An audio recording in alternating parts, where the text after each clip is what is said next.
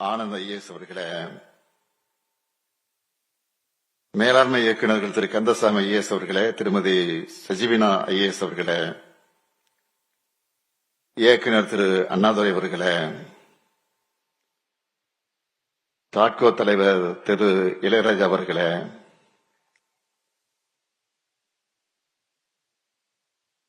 தொடக்கத்திலே அனைவரையும் வரவேற்று மகிழ்ந்திருக்கக்கூடிய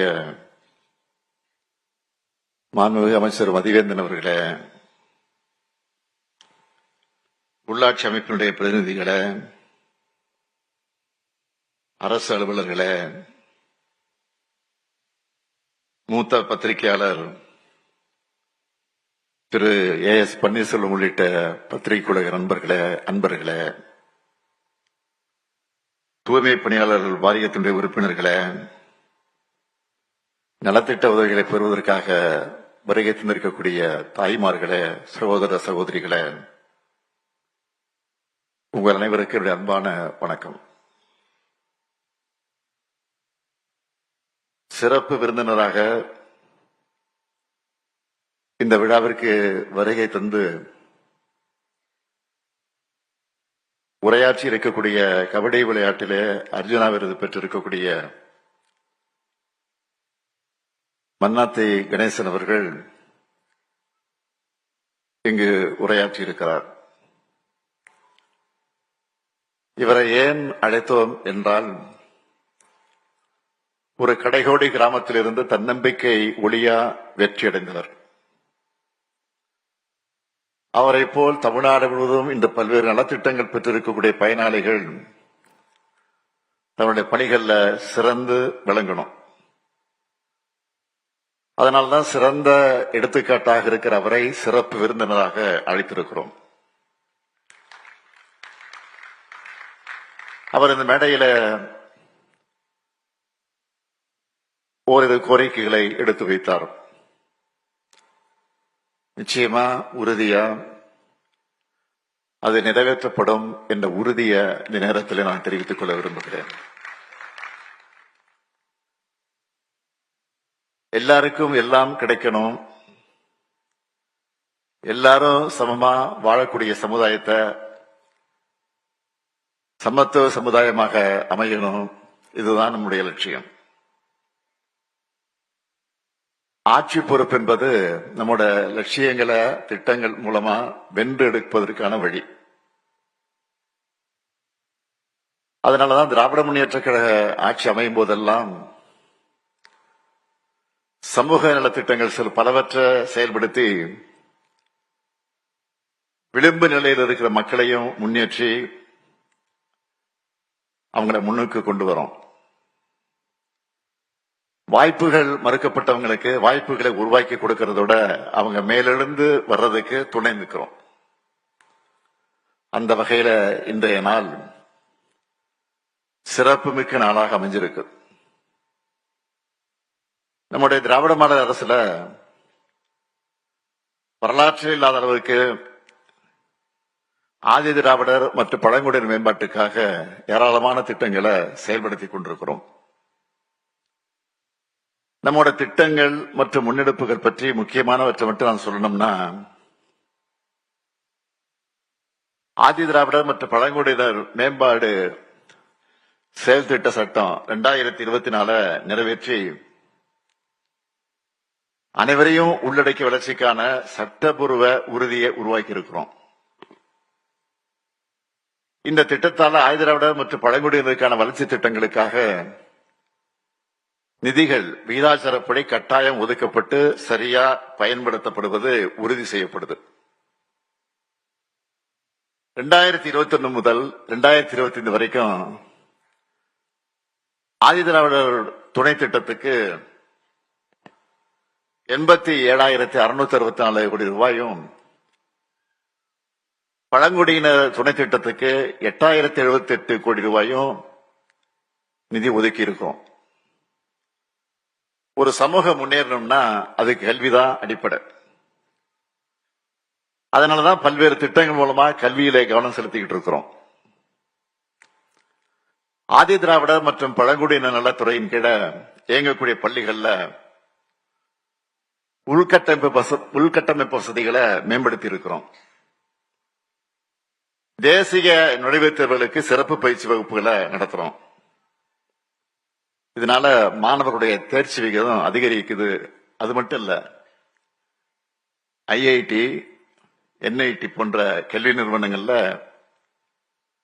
கடந்த 2024-25 கல்வியாண்டுல 16 மாணவர்கள் மட்டுமே சேர்ந்த நிலை மாறி இந்த 2025-26 கல்வியாண்டுல 135 மாணவர்கள் முன்னணி கல்வி நிறுவனங்கள்ல படிச்சுக்கிட்டு இருக்கிறாங்க. நம்ம எந்த அளவுக்கு மாணவர்கள் மேல அக்கறை எடுத்துக்கிட்டு மேம்படுத்துறோம் என்பதற்கு MC ராஜா சமூக நிதி விடுதிய அதுக்கு சாட்சி. கடந்த காலத்துல அந்த ஹாஸ்டல் எப்படி எந்த நிலையில் இருந்துச்சுன்னு உங்களுக்கு தெரியும். அதையெல்லாம் 44 கோடி 50 லட்சம் ரூபாய் செலவுல மாத்தி மாணவர்களுக்கான நவீன வசதிகளோடு அதை உருவாக்கி இருக்கிறோம். இதே மாதிரி சென்னை, கோவை உள்ளிட்ட 6 மாவட்டங்கள்ல ஜிம் உள்ளிட்ட எல்லா வசதிகளோடு கூடிய 6 மாதிரி விடுதிகளை 80 கோடி ரூபாய் செலவுல அமைச்சுக்கிட்டு இருக்கிறோம். விடுதிகள்ல தங்கி படிக்கக்கூடிய மாணவர்களுக்கு ஏற்ற சூழ்நிலையை உருவாக்க 36 கோடி 33 லட்சம் ரூபாய் மதிப்பீட்டுல 77 கற்றல் மற்றும் கற்பித்தல் அறைகளை கட்டியிருக்கிறோம். விடுதிகளை முறையாக பராமரிக்கவும் மாணவர்களுடைய பாதுகாப்புக்காகவும் CCTV, பயோமெட்ரிக் வருகை பதிவு கருவிகளோட இருக்கிற விடுதி மேலாண்மை தகவல் அமைப்ப 27 கோடி ரூபாய 15 லட்சம் ரூபாய் செலவுல 1383 விடுதிகள்ல நிறுவி இருக்கிறோம். அடுத்து நம்ம அரசு சிறப்பா செயல்படுத்தி கொண்டிருக்கக்கூடிய திட்டங்களை முத்தாய்ப்பான திட்டமா நான் நினைக்கிறது அண்ணல் அம்பேத்கர் அயல்நாட்டு கல்வி உதவித்தொகை திட்டம்.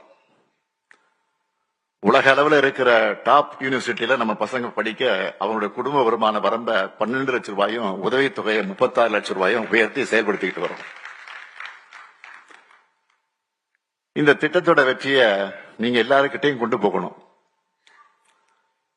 2003 இருந்து 2021 வரைக்கும் இந்த திட்டத்தில் பயனடைஞ்ச மாணவர்கள் எத்தனை பேர் தெரியுமா? 6 பேர்.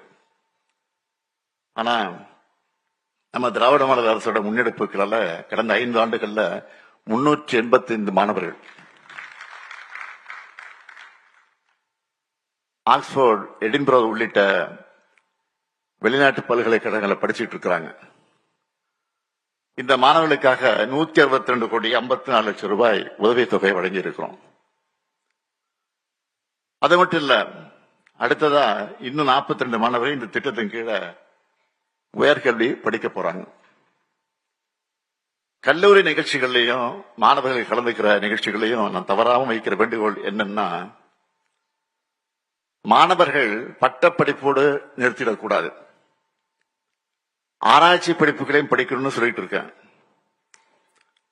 அப்படி முழு நேர முனைவர் பட்ட ஆராய்ச்சியை ஊக்குவிக்க ஆராய்ச்சி ஊக்கத்தொகை திட்டத்துக்கான குடும்ப வருமான வரம்ப 8 லட்சம் ரூபாயாக உயர்த்தி மாணவர்களுடைய எண்ணிக்கையும் 2000 உயர்த்தி 1 லட்சம் ரூபாய் வழங்குகிறோம். இப்படி கடந்த 4 ஆண்டுகள்ல 9659 மாணவர்களுக்கு 90 கோடிய 27 லட்சம் ரூபாய் வழங்கியிருக்கிறோம். அடுத்து முக்கியமான திட்டம் தொல்குடி புத்தாய்வு திட்டம். பழங்குடியினர் தொடர்பான பாடங்கள்ல ஆராய்ச்சி மேற்கொள்ளும் மாணவர்களை ஊக்குவிக்க நாட்டிலேயே முதல் முறையா உருவாக்கப்பட்ட திட்டம் தான் இது.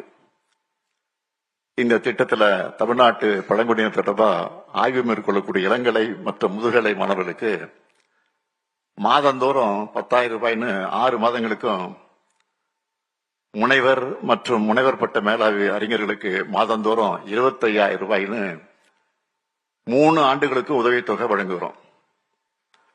இந்த திட்டத்துல 2024-25 ஆண்டுல 70 மாணவர்களுக்கு 1 கோடிய 50 லட்சம் ரூபாய் கல்வி உதவித்தொகை வழங்கி இருக்கிறோம். 2025-26 ஆண்டுல காண்டுக்கான 2 கோடிய 82 லட்சம் ரூபாய் ஒதுக்கீடு செஞ்சிருக்கிறோம். அடுத்து சட்டப்படிப்பு என்பது நமக்கு எவ்வளவு முக்கியமானது என்பதை நான் சொல்லித்தான் உங்களுக்கு தெரிய வேண்டிய அவசியம் இல்லை. அப்படிப்பட்ட சட்ட படிப்பை இறுதி ஆண்டு படிக்கக்கூடிய மாணவர்களுக்காக சட்டக்கல்லூரி மாணவர்களுக்கான பயிற்சி உதவித்தொகை திட்டத்தை உருவாக்கி இருக்கிறோம். இந்த திட்டத்துல 10,000 ரூபாயை மாணவர்களுக்கு உதவித்தொகையா வழங்குறோம்.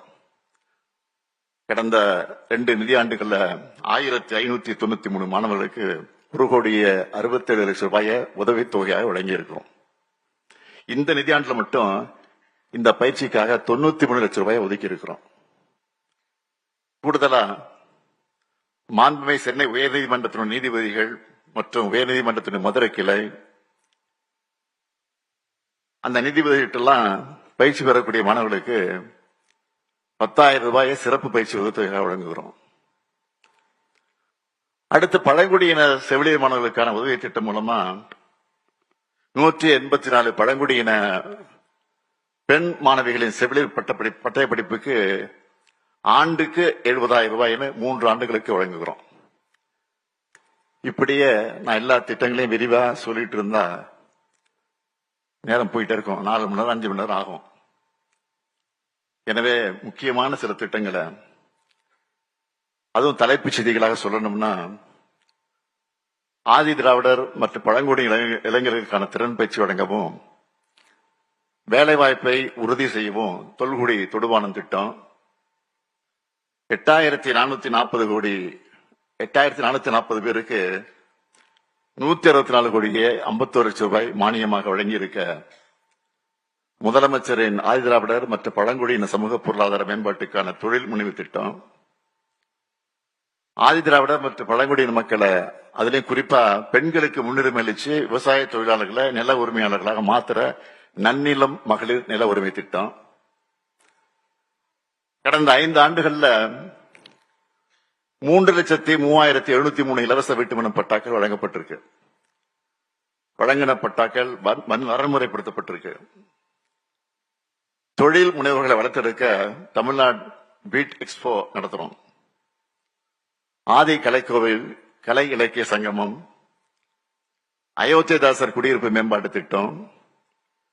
இந்த திட்டத்தில் 4 ஆண்டுகள்ல 1000 கோடி ரூபாய் ஒதுக்கீடு செஞ்சு இதுவரை 910 கோடி ரூபாய் செலவிட்டு 8,535 பணிகள் மேற்கொள்ளப்பட்டிருக்கு. தொல்குடி வேளாண் மேலாண்மை திட்டம், விரிவான தூய்மை பணியாளர் நலத்திட்டம் செயல்படுத்தப்பட்டு வருது. வேறு தொழிலுக்கு மாறக்கூடிய விரும்பக்கூடியவர்களுக்கு மானியம், வீடில்லா தூய்மை பணியாளர்களுக்கு 2,000 வீடுகளிலும் பல திட்டங்களை 2,000 வீடுகளிலும் பல திட்டங்களை நம்ம செயல்பாட்டில் இருக்கு. சமூக நல்லிணக்க திட்டத்துல சாதி பாகுபாடற்ற மானியங்களை பயன்படுத்தி அந்த மயானங்களை கொண்டிருக்கக்கூடிய கிராமங்களுக்கு 10 லட்சம் ரூபாய் பரிசு. சாதி பாகுபாடற்ற ஊராட்சிகளுக்கு சமூக நல்லிணக்க ஊராட்சி விருது 1 கோடி ரூபாய் வளர்ச்சி நிதியும் வழங்கி இருக்கிறோம். இவ்வளவு நேரம் நான் பட்டியலிட்டு சொன்னதெல்லாம் எல்முனை அளவுதான். இத்தனை திட்டங்களையும் உன்னிப்பாக கவனிச்சு இதோட பயன் தேவையானவர்களுக்கு போய் சேரணும்னு கடுமையா உழைக்கிறோம். இவற்றோட அடுத்த கட்டம் தான் இன்றைய நிகழ்ச்சி அமைஞ்சிருக்கு. ஆண்டாண்டு காலமாக சமூகம் உருவாக்கி இருக்கக்கூடிய அத்தனை தடைகளையும் உடைச்சு நாம முன்னேறி வரணும். நம்ம அடுத்து எடுத்து வைக்கக்கூடிய ஒவ்வொரு அடியும் நம்முடைய முன்னேற்றத்துக்கான பயணத்தில் இருக்கக்கூடிய மைல்கல்களாக அமைந்திருக்கு. அதை கடக்கணும். அதுதான் புரட்சியாளர் அண்ணல் அம்பேத்கர் நினைவு நாளில் நாம் எடுத்துக்கொள்ளக்கூடிய உறுதிமொழியா இருக்கணும். அந்த இலக்கை அடைய நமது திராவிட மாடல் அரசும் இந்த முத்துவேல் கருணாநிதி ஸ்டாலினும் என்றும் துணையாக இருப்போம். புரட்சியாளர் அம்பேத்கர், தந்தை பெரியார், பேரறிஞர் அண்ணா, தலைவர் கலைஞர் கனவு கண்ட ஆதிக்கமற்ற சமுதாயத்தை அமைத்தே தீருவோம். நன்றி, வணக்கம்.